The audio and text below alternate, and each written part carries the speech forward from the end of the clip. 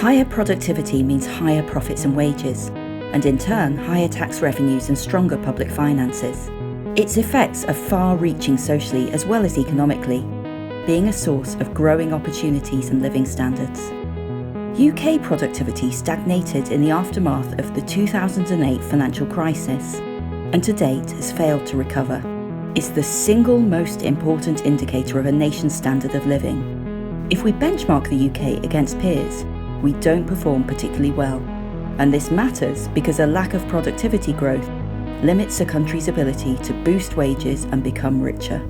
But what is particularly puzzling in the UK is the differences between the regions and devolved nations. Regional disparities are larger in the United Kingdom than in most other Western European countries. Why is that, and what can be done about it? How can we solve the UK productivity puzzle and build a more prosperous and equitable society and achieve a sustainable economic recovery after the pandemic?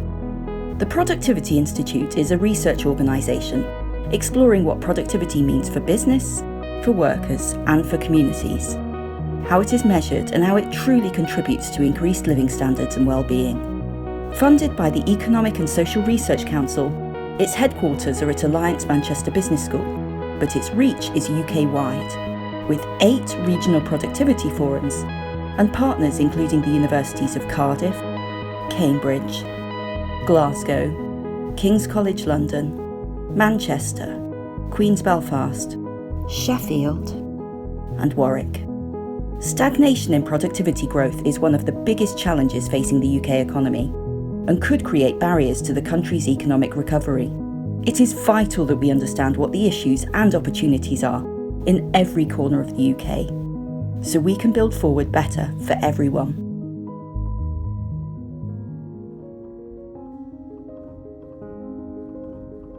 East Anglia is made up of the counties of Cambridgeshire, Norfolk and Suffolk and the unitary authority of Peterborough.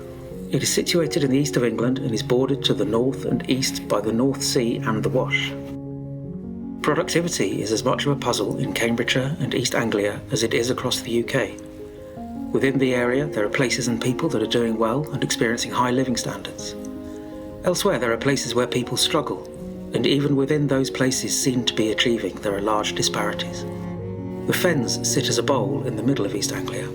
The very land of the Fens is the result of many generations of innovation and ingenuity, with much of it having been drained centuries ago to create some of the best agricultural land in the country. And yet the Fens are home to some of the poorest communities in the region.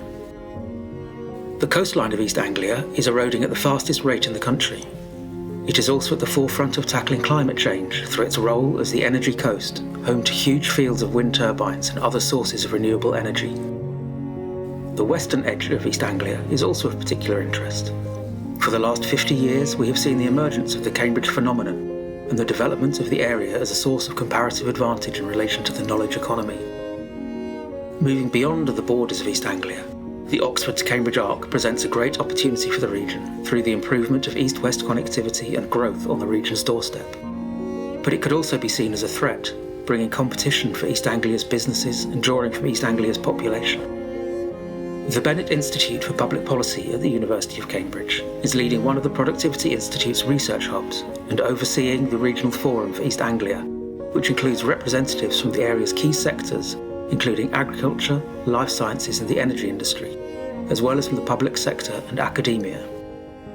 Working together and based on their combined knowledge and understanding of the area, the Cambridgeshire and East Anglia Regional Productivity Forum have identified 6 themes and one overarching consideration of how delivering net zero carbon emissions links into the wider productivity challenge.